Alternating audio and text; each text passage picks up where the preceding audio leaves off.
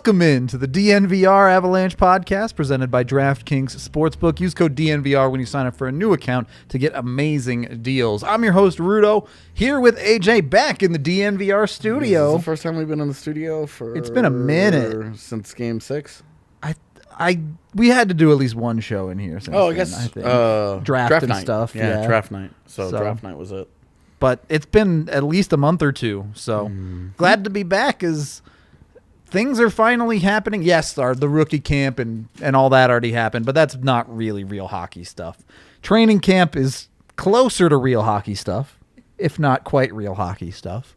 That starts tomorrow. We're excited to get into it. We're going to break a lot of it down for you today.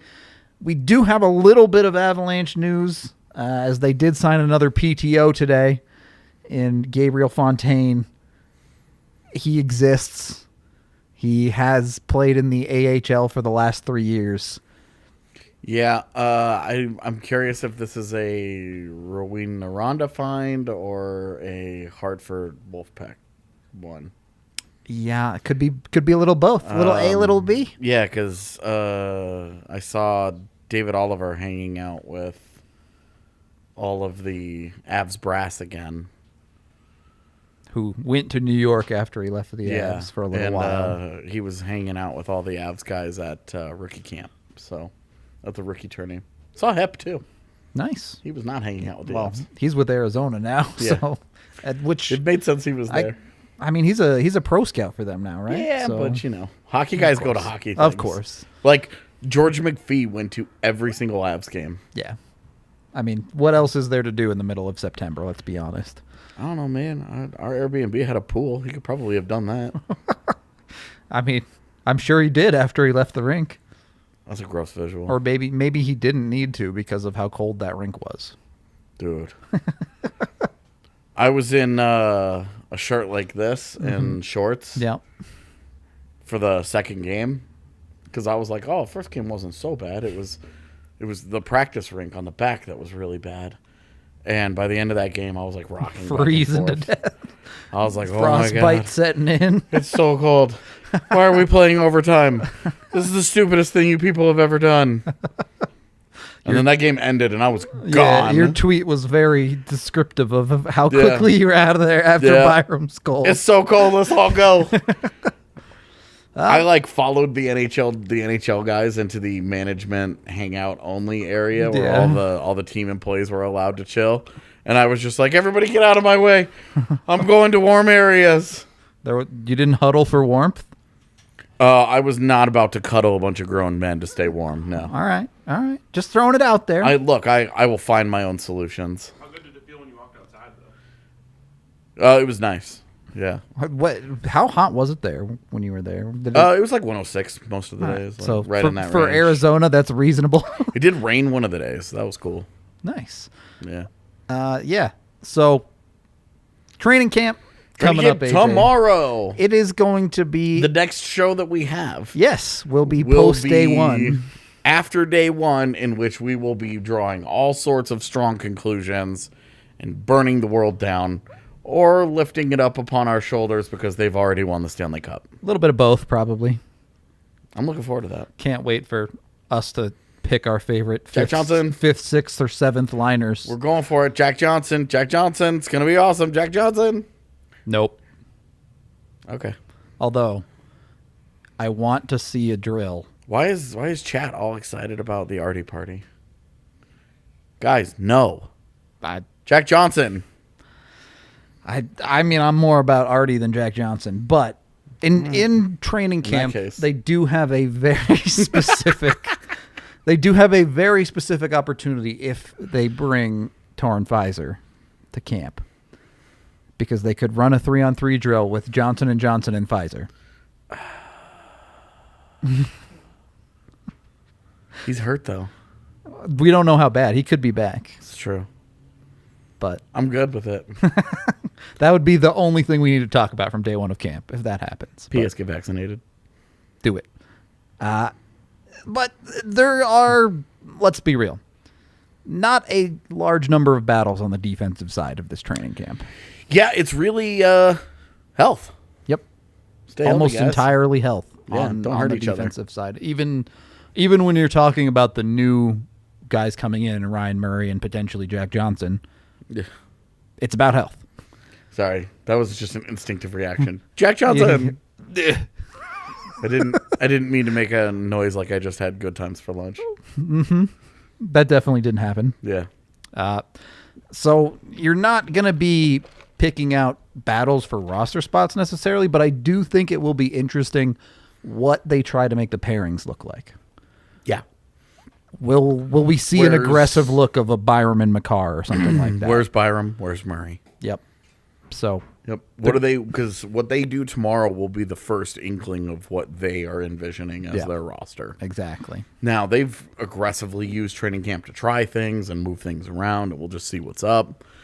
A lot of things won't stick, but this is day one of camp. Is almost always a good look at what they are thinking they want to see first. Definitely. The picture in their mind, all the roster baiting that we've all done, all those lines are written out on Jared Bednar's whiteboard somewhere, and we're going to actually see them IRL tomorrow. Yep. So, and then that's Bednar's rosterbation. Yeah, is out for everyone to see. That. Yep, it's outed. So, I do think that no will be holds barred, interesting. no lube, no protection. We get to see it all exposed and raw. Yep, just out there. Mm-hmm. You know. He should probably be sure he manscaped his roster, but not getting into that just That's yet. what training camp is for. True. You got to trim the You gotta hedges do a of the lot of roster. trimming. You do a lot of trimming at training camp. He's right. Good Lord. I'm sure this won't happen on day one, but I am curious as camp goes on, the defensive selections for special teams as well. You and I were talking about this off air a little bit, AJ, on what that second power play especially looks like with the defensemen. If they even want to continue to run two on that thing. So yeah, we'll have to see if Gerard or Taves has the inside line, or if maybe they just want to stick with three forwards. I think that'll probably be like Saturday's pod, maybe Monday's pod. Pretty deep into camp, I would assume. The special teams installation stuff is usually not something that happens for a minute, several days. Yep. Typically, day one is conditioning, them getting certain baselines that they use for players to say, okay, you need to be able to do these things all year long. You come in on day one of camp being able to make this kind of time doing a certain thing and blah, blah, blah, blah, blah. So they get a lot of their conditioning and baseline stuff done tomorrow. Yep. Today is actual physical day at the off ice, at the arena. Bednar's presser starts in about 14 minutes. Yep. So that was a memory. Starts in about 14 minutes, so I'm sure there will be lots to discern from that. No doubt. And we'll use the end of the show to catch up on that stuff as I'm sure as Evan stuff tweets comes his way in. through it. Yep. So, but that's that's tomorrow and media day we couldn't do today because of Alanis Morissette. It figures. I think I used that last time too, but that's okay. It's gonna be a little bit weird getting back into a proper training camp again, because not only for us but for the players too. You remember they had a super abbreviated camp last year. Camp stamp. Pretty much, it was the size of a stamp. Yeah. It was the camp, and they were going and off into the season basically. So, gonna see a little bit more opportunity for players to get up to speed. Going into the season, they get a full regular or preseason as well, which, we've had the conversation of, is that too long before? This year is actually going to be good for them. Yeah, fairly reasonable. It'll be good for everybody to honestly. get people's feet back under them in a proper NHL season. So that'll be important. Excited for that. Excited to see how things shake out early on. Don't be surprised, as AJ mentioned, if the pictures of players laying on the ice gassed come in tomorrow, because day one they're going to skate hard. Especially the guys who haven't been in Colorado too long. Yeah, I think most of the guys have been back in Denver for a week or two, participating in the camps and stuff. But day one, they always push them hard with the conditioning stuff. So I'm not looking forward to watching that. That's not the most interesting thing that we will do all week. But Certainly not. It's okay. It'll be enough. Like, it'll be cool to see the actual team back on the ice.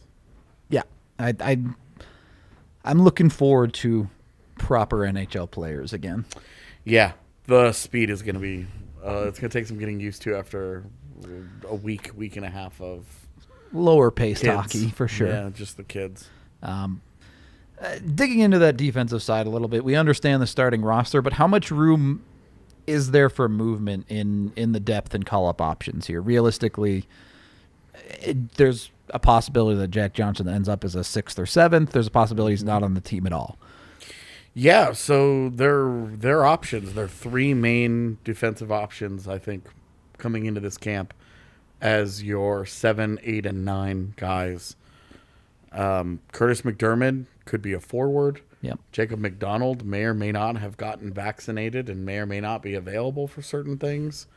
Jack Johnson's on a PTO, so he may or may not even be on the team this year in the organization beyond the preseason. So question marks there. There are 3 guys there that I think you have things to wonder about.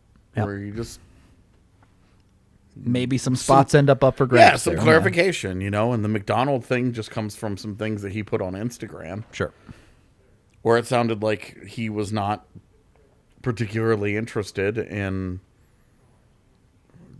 getting the vaccination. And look, not to turn this into that discussion, but we're seeing it league-wide. Multiple players have been announced as may not be available for indefinite amounts of time in some cases. Yeah, and these guys are going to miss. Some of these guys, if they make the team, are going to miss 30 games. They're going to can't travel to Canada. Yeah, like there are stipulations. It's not us trying to push our politics or anything, because I already did that.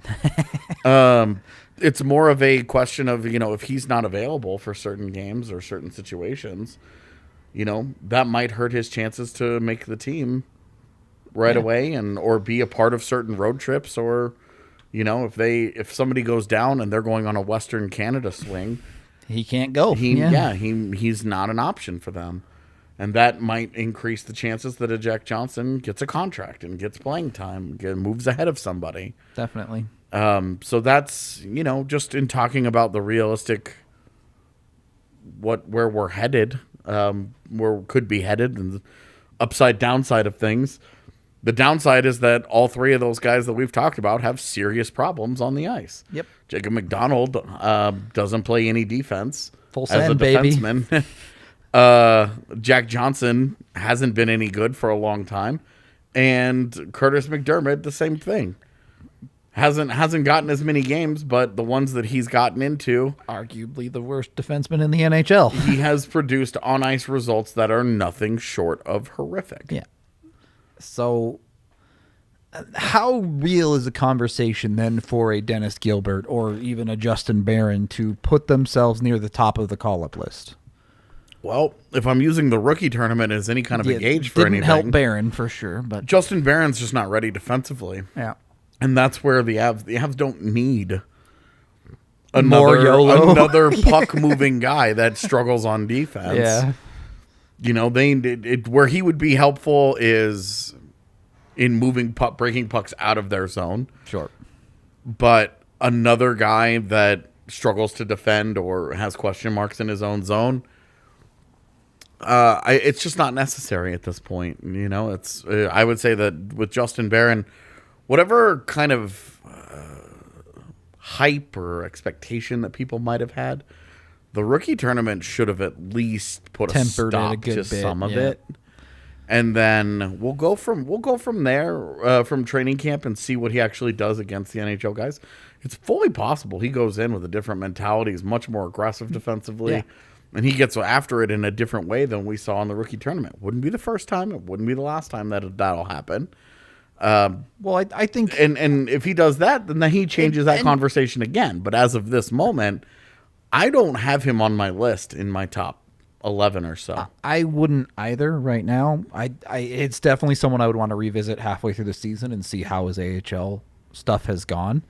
But I think it definitely is worth noting for defensemen especially, as they start to install systems that can help a defenseman a lot. For sure. Especially on the defensive side. Playing inside of a structure and knowing what the other 4 guys are going to be doing on the ice, whereas the rookie tournament and the AHL in general is a little more yellowy at times. Definitely, yeah. So it's a fair point. It could definitely, I mean, we saw it with Kevin Shattenkirk. Yep. He was not particularly good at any of his training camps. His brief AHL stint was not very good. And then he got to the NHL up and was fire. Yeah. And never went back. Yeah. So, you never know with some of these guys. But it's in terms of this guy's earning it or this guy's outplaying this guy. He's not there yet. And I think that it's Dennis Gilbert is a guy that I'm way more curious about, especially the element that he brings. Size, defensive ability, more so than offensive. Well, sure. in a lot of nastiness. Yeah. A lot of nastiness. A lot of...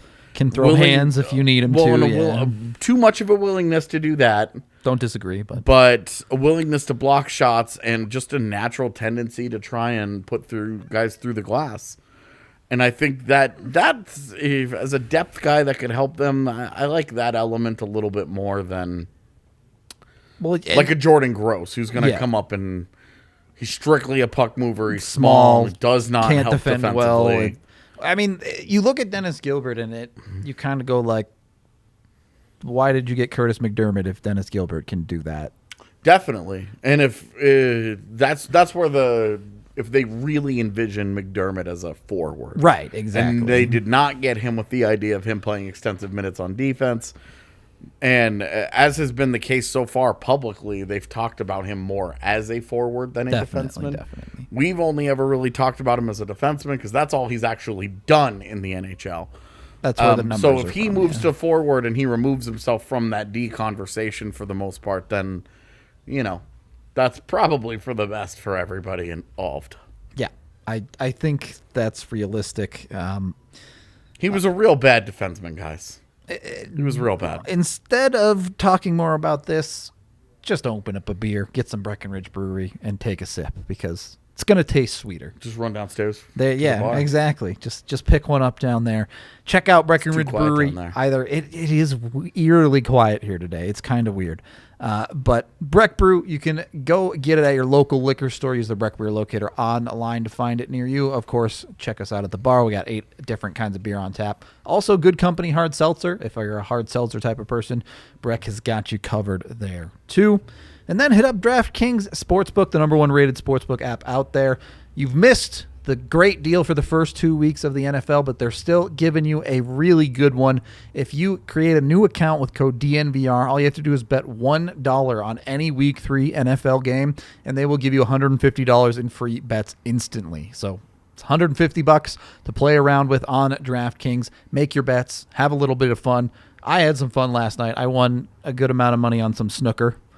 That was pure luck. I'm not going to lie to you. I've never watched a minute of snooker in my life before last night, but my bet paid off. So jump on DraftKings Sportsbook and have a little bit of fun.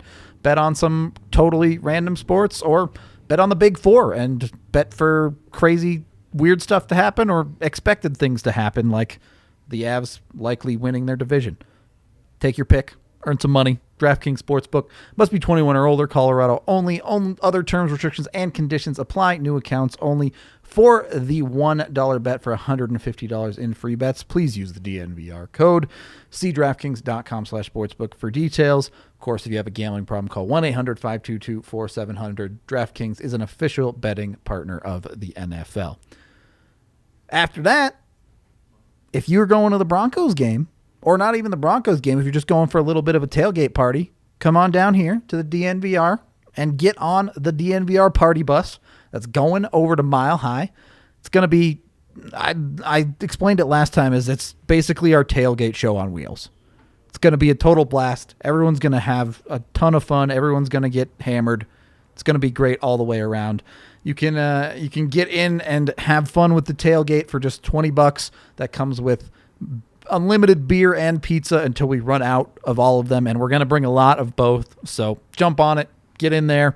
For an extra $10, you get a party bus ticket to and from the game as well. So you don't even have to go in. You don't have to pay for parking, any of that. We got you covered. Jump on the party bus and enjoy what should be a fun weekend for the Broncos.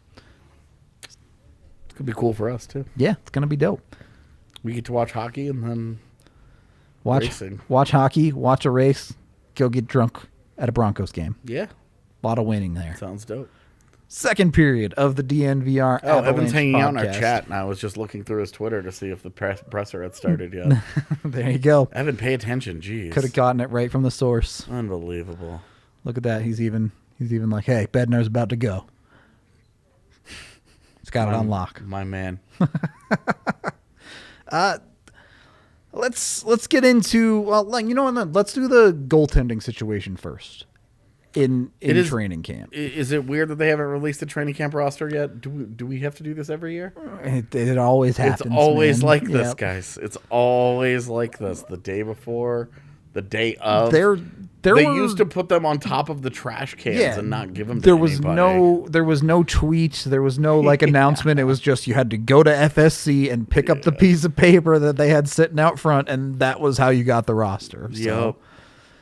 And before we had anybody in the media room, it was before that was truly the Wild West, because that was really before Twitter and all that took off. So you were really in deep at that point. Yeah, there was, it was just Chambers and Dater and Terry Fry way back in the day. So trying to pick out numbers on helmets. Oh, so McDonald did post that he is fully vaxxed. Great. Good for him.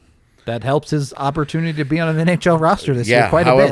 However, so we can just go ahead and erase all that whole section. Gone. Perfect. He is now the ideal seventh guy. Sold. Given his experience last year and the fact that he's not completely horrible like the other two are. Sucks to suck, Jack Johnson. Yeah. All right.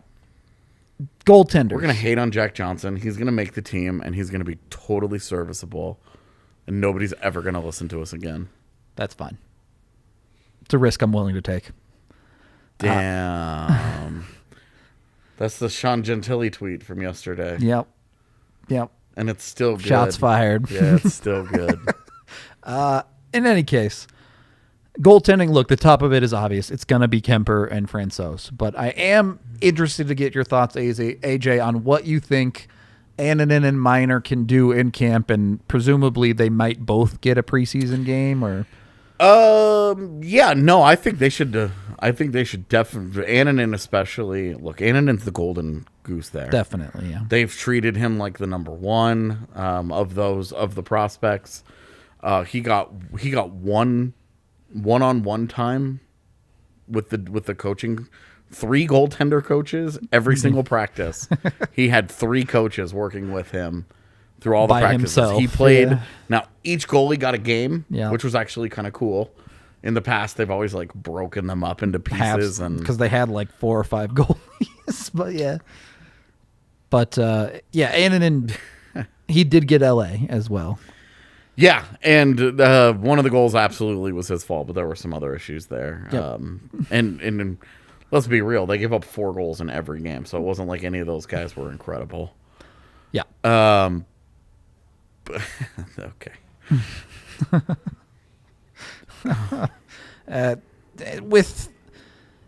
With Annunen and or Minor, the real conversation here is, can they earn an AHL job out of preseason? What is the Hunter Miska question kind of looms over all of this? Yeah. What do they plan to do with him? What's their vision for Miska this year? I think I've always just assumed that it's going to be Miska and JJ to start the year in Loveland. So have I.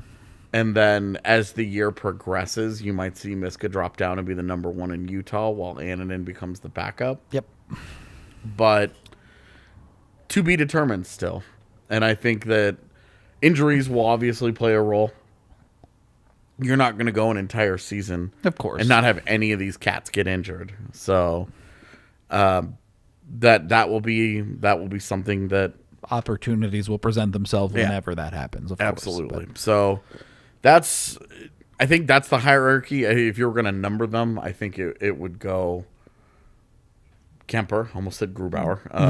Kemper. Francouz, Johansson, and then Miska, and then Annunen, and then Minor, with Annunen jumping over Miska at some point as something that happens as the year goes on. Sure. I think that's probably the most reasonable take of the bunch. I just think that's the smart play for that. It's really hard, especially for a goaltender in a situation like a training camp and even 1 or 2 preseason games. The sample size is just so small for a goaltender to really move the needle. To be honest, Minor might even be ahead of Annunen right now on day 1 just because of familiarity on North American ice. Yeah, you could make a case for that. But then going to the ECHL, Annunen would be more comfortable there because they play their home games on international Olympic ice. Yeah. So I would say I still think it's Annunen, but you could see where they would say we want to get him adjusted and get him comfortable. Absolutely. And then in time allow him to take over a little bit more. I mean, you know that was my take in the ECHL. Give Annunen all the away games. So he's on the North American ice. But, absolutely. It's not particularly an interesting conversation in the immediate for the NHL roster, but it's not even a roster battle that we'll be keeping a close eye on. Not really. You're talking so down depth chart there. The gap between even Francouz and Johansson is fairly large. Yeah, well, and then the gap between as we saw last year, the gap between Johansson and Miska is ocean. Yeah, big. Yep.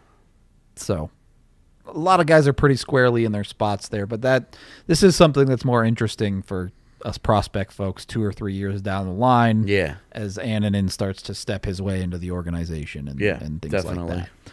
So, did want to talk about it. Oh, I thought Minor played like shit.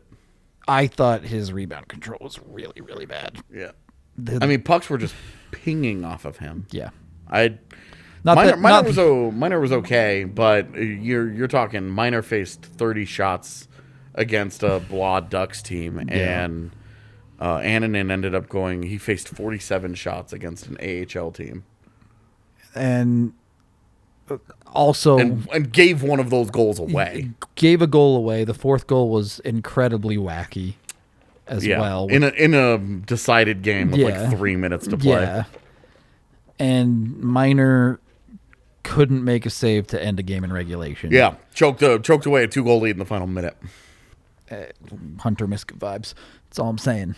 But I didn't get that. It was just different.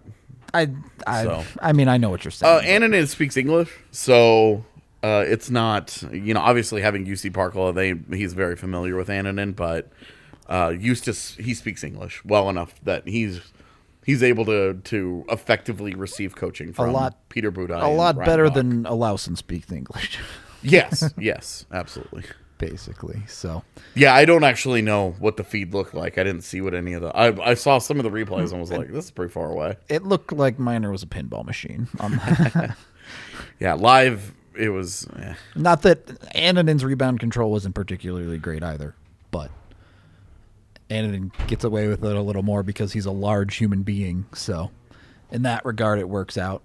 As the news is coming in for AJ here, I'm sure on the side over here. But okay, so Devon Taves was in a no contact jersey when we saw him. Yep. And then from Evan says Bednar clarifies that Taves will miss games at the start of the season with no time frame. Classic. We're not even at training camp and yet, we're already not getting time frames. We're already not getting a time frame. Wonderful news. But the fact that he will miss games at the start of the year, we're still 3 weeks away from opening night. So that means he's a month away from returning. So they're gonna be we're already digging into that depth. Jacob McDonald time with some type of upper body injury, presumably. Yeah, because he is skating. Anyway, that's the first takeaway from the presser that's going on simultaneously. Yeah, those will keep rolling in as we go. We got schedule rolled today. It's been a day already, and we got more to come after the show. Yeah. So, but hey, lots of content coming soon for you guys. Yeah, it's true. It's all in the name of you guys being able to consume everything that you want. Yeah, we got you covered. That's for sure. That's what we do. Lots of stuff coming from DNVR. How far are we into the show? I don't know. Can you just mouse over us real quick? All right, perfect. Yeah, perfect. Do it. Pay the bills. So, when you're halfway through a show in the bedroom, you don't want to realize you've got a bunch of hairs out of place. You know? Devontae's, you find out mid-show he's going to miss half the season. You find out miss part of the season. Don't say half the season. Right. We don't know. You're right, but you don't want to show up. You don't want to show up and find out Lefty's going to miss half the season in the bedroom. Okay, that's all I'm saying. That's true. So make sure you're manscaping on a regular basis. Use code DNVR to get 20% off, and you get free shipping when you get the Perfect Package 4.0. They do a lot more than just keep your junk in order too. You can get deodorant, you can get toner, you can get all sorts of amazing stuff. Breath mints, shave mats, razors for your face, you name it. They got you covered from head to toe to take care of any unruly hair you got. Hit up manscaped.com. Again, use the DNVR code to get 20% off at checkout. Then head on over to Strava Craft Coffee, the CBD-infused coffee that can really help. Maybe Devon Taves needs some for some aches and pains in his life. Can help with the joint pain. Maybe some IBS going on, something like that. Good to go. It's great. Super easy because it's your coffee that you just drink in the morning anyway. It's I like to say it's like combining Advil and coffee into one thing. It's super nice. Check it out. If you haven't, you can get 25% off when you use code DNVR25 on your first purchase of Strava Craft Coffee online. Of course, last but not least, we have Green Mountain Dental Group, the best family-owned dentist in the Denver metro area. They can take care of everything you need when it comes to cleaning and taking care of your teeth. When you schedule a cleaning, x-ray, and exam with them, you'll get a free Sonicare toothbrush to make your life easier brushing your teeth at home as well. So jump in with them. A bunch of people have switched with us, and they all say they're a great dentist. They do a great job. Very good at reminding you when your appointments are, keeping you up to date on the work that you need done. A low-key nice thing to have, because when you make an appointment 3 weeks out for something, yeah, you're gonna forget. Yeah, and you start scheduling other things, you start putting other stuff into your life, and then you're like, oh right, that's a thing that has to happen. Especially these days, as we're still coming out or still in pandemic level stuff. Yeah. So there's a lot of things in the world where it's you have to schedule this at least 2 weeks out. Well, and especially because all businesses are treating things differently, where some of them are still appointment only, pickup only, online portal only. It's a moving target. So it's a nice little feature to have somebody that'll actually take care of that for you and be like, okay, yo, remember, hey, 24-hour reminder. Yep. You agreed to be at this time and place tomorrow. Yep. So good on them. We appreciate them. They've been with us for a very long time as well. So we love them. Third period of the DNVR Avalanche podcast presented by DraftKings Sportsbook. Let's get into the real actual potential battle at this training camp. The amalgamation of forwards piling up in the bottom end of the Avs forward roster. Yeah. Bednar mentions by name Newhook, Ranta, and Maltsev. Ranta as guys that he's excited to see in camp. Mentions the competition as to how their lines will shake out through preseason. Yep. So this is going to be and I sure hope this forever puts to death the weird narrative that has started to build over the last few years that camp doesn't matter. It definitely does. That the preseason is irrelevant, that everything is predetermined. Yeah. You've got to see how these guys do. Yep. And go from there. The fact that Ranta was really blah in Arizona for the rookie tournament should put him a quarter step behind where Newhook is. Definitely. But with that being said, Newhook kicked ass. Ranta had a number of issues. Newhook should be mortal lock for the roster at this point, I would think, barring like a disastrous camp. Yeah, for sure. But to put Ranta's name in with him and Maltsev, I think is pretty interesting. As young guys, specifically, right. that they want, that they're looking for. Because that's two guys in Ranta and Maltsev. What do they have in common? Size and speed. Yeah.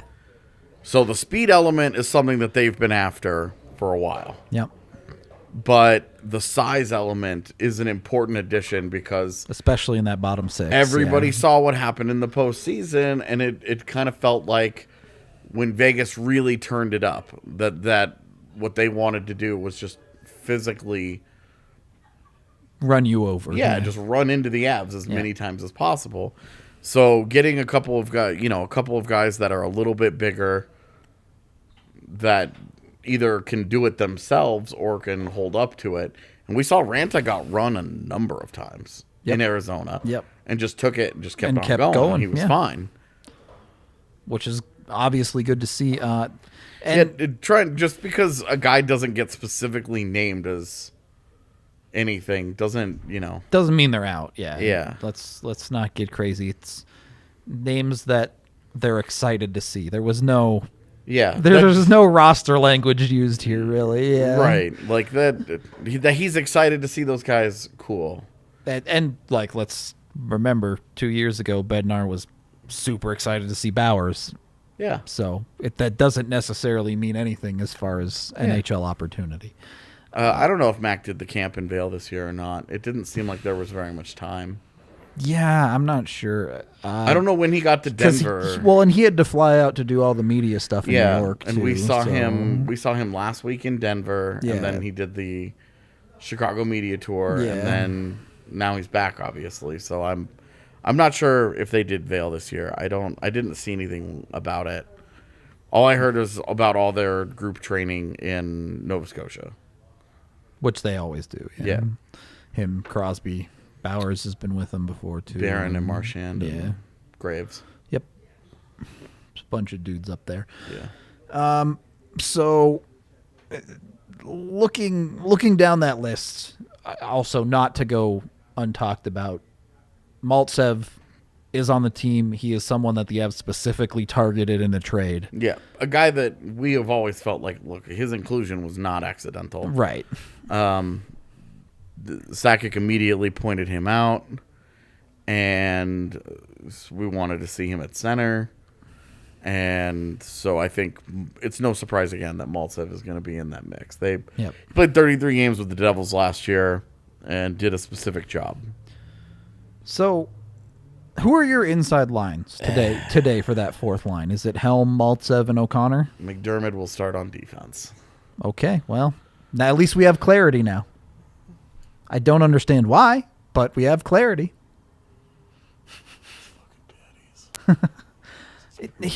Here's where this gets extra confusing to me, though. If McDermott is going to start on defense, why did you PTO Jack Johnson? I mean, because they knew that Devon Toews had off-season surgery and may not be ready to start the season. But even then, you have McDermott to fill in Devon Toews' spot if that's how you want to do it. And then you still have a Jacob McDonald and Dennis Gilbert down the line, or whoever you want in the 9-10 spot. I'm struggling to see how Jack Johnson fits. Their defensive depth isn't great. I understand. I hear you there, but I still struggle with that. Look, I guess it's less crowded than the forward core. Yeah. But that's why the Anisimov thing doesn't make sense to me. Yeah, from a body count perspective, Anisimov makes 0 sense. Really, it does. But them going in and getting a PTO forward made sense. But it was like Ryan Donato made sense. Yep. Not old and washed and can't play this role. Yeah. It feels like you're hoping for something that's not there a lot with Anisimov. I mean, Kaut is going to be in the same position that he's been certainly last year. Yep. But with more competition. Yep. I think there's less certainty at the NHL level, but there's more bodies competing for spots than last year. And just to reiterate, last 2 years really. Is your inside line Helm, Maltsev, O'Connor? For line I think 4? I think that's where it starts, and then then, we get into all the conversation about all those guys that we've talked about all offseason. Yeah. Anisimov and Kaut and Bowers and Ranta and the AHL vets, Dylan Sakura and Stefan Matteau and Jason Magna, those guys. Yep. So. Yep. It gets difficult, at least from the outside, to really formulate an order for that list as well. I think outside of the top 3, 4, 5 guys, when you start getting out into all the bodies competing for spots, that is where I think you can really make an impact at a training camp. See, and this is why you don't make too much of certain things. Yep. Taze had shoulder surgery, by the way, which is no surprise. Yep. Bednar says Shane Bowers is much improved from the last time they saw him. Similar to Kaut in that they need to get noticed in camp. They have those guys penciled into specific spots through camp. So the idea they're going to get their looks. Yeah. The idea that we took a tweet from Evan and specifically he had Ranta in that one tweet, but not Bowers. Follows up with another conversation. Does not mean that that's how the hierarchy is slated to be. And as the point I was getting to is beyond the guys that they probably have penciled in for the fourth line, I think that hierarchy, whatever it is fairly fluid. Oh, it's totally fluid, especially for camp. And that it will get less fluid when these guys start to get going with the Eagles. Yeah, definitely. Because when the Eagles start going, Andreas Wingerly maybe looks great with the Eagles, and he pushes his way up that list. I mean, every single year, there is a player that starts in the AHL that looks wicked hot. Yeah. And they'll get the call up when someone gets dinged up for a couple games or whatever. Absolutely. Like, we're fully expecting 15 of these guys to play games for the Avs this year. Yep. Maybe more. Yep. It's going to be a lot of rotation in the Avs 20 bottom guys. six. With the number of bodies they have at forward especially, it's going to be a lot of dude. Yeah, Helm, I think I have penciled in as the 4C for now. To start, yeah. Yeah, it would not surprise me at all if it's Helm, Maltsev, LOC tomorrow. Yep. That's what I'm expecting to be a line as far as the practice is concerned. But same. After that, this is where the fun begins when we try to figure out who's on a line with who. That's what camp will be for. That camp is the beginning of that, and then moving on to preseason, that's where the separation starts to happen. Yep. Bednar flexes between carrying 1 and 13 forwards depending on the opponent. So do you think he just wants McDermott as beef when the Avs play a Vegas or St. Louis? Yeah, I mean, we saw with Liam O'Brien last year that they wanted a tougher guy. Yep. And it didn't make any discernible difference. Liam O'Brien didn't play a single second of their sweep in the postseason. Yep. So I just don't think it's... Yeah, the picking a guy up off of Seattle would have been fine. It was just they did that already, and they shouldn't have. Targeting McDermott when there was a Hayden Fleury sitting around. They've got 9 guys on that defense. The Avs are also very low on the waiver list. If someone actually interesting ends up going on waivers from Seattle, there are going to be a lot of teams that get. Well, they base it on standings, right? So they start the season at the bottom, in last place. Yeah, if they get a waiver guy, it's because no one else wanted him. Said no, thank you. So it's going to be hard for the Avs to waiver hunt until it. When does it update? Is like a month into the season? Yeah, it's a month into the season, yeah. November 1st. Yeah, so will be the first. They will adjust to and November 1st. And if we're being honest, we're expecting the Avs to be near the bottom of that list all year. So yeah. But dead last to start it. Fair enough. If an intriguing guy goes on that list, it's not going to be. Avs won't really have much opportunity to get them. Yes. Pretty much every time a guy goes that somebody has heard of goes on waivers, it's should they do this? Yeah, and the answer is almost always no, they shouldn't. And I am interesting to see how aggressively the Avs use the Eagles this year, because last year they were super aggressive with the taxi squad. They were constantly moving guys up and down off of that thing. And they were also in a different cap situation this year with $2.5 million of cushion remaining. They can float a little bit. Yeah, they can afford to really just do whatever they want. Yep. So I do want to see if they do aggressively look to move guys up and down, especially when they're both at home type of thing. We know the Avs aren't afraid to run a 21-man roster if they need to. Yeah, it kind of just depends on which extras they keep, because if they're waiver exempt, there's nothing wrong with sending your scratches down to play for the Eagles that night. Yep. It's not a thing that really bothers me much. Agreed. You want to get those dudes as much hockey as possible a lot of the time. So. The big thing is you don't want rust building up, you know? Well, and they didn't have that option with Byram last year, and he just sat, and he paid a price for it at the end of the year. This year, they'll have the opportunity to move him down to the Eagles if he gets in a situation where he needs to. February, when everyone goes off to the Olympics. You can put all the kids with the Eagles, and they can continue to play while the NHL's on pause. Yeah, that's a good point. So, because the AHL did not build in a... there is no break for them. They did not build in an Olympic break. Yep. Most of their guys don't have to worry about that. I'd say almost all of them. You don't have to worry about maybe that. Maybe some of the smaller country guys. Yeah. But it would be a small number of impacted players. Yep. Whereas, could you imagine the NHL?